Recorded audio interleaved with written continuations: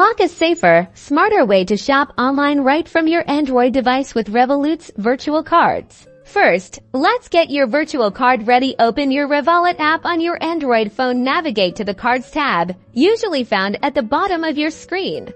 Tap on the option to add new card. You'll then see a choice for virtual card. Select this to proceed. Here, you can choose to create a disposable virtual card for a one-time use, perfect for signing up for new services, or a standard virtual card for more frequent online spending. Tap to generate your card. And just like that, your secure virtual card is here. You'll see all the details you need for online purchases, just like a physical card. When you're shopping online, simply enter these details at the payment stage. It's perfectly secure and keeps your main account details private. Managing your spending is a breeze. Within the app, you can instantly freeze or delete your virtual card at any time if you suspect any unauthorized activity or if you've finished using it.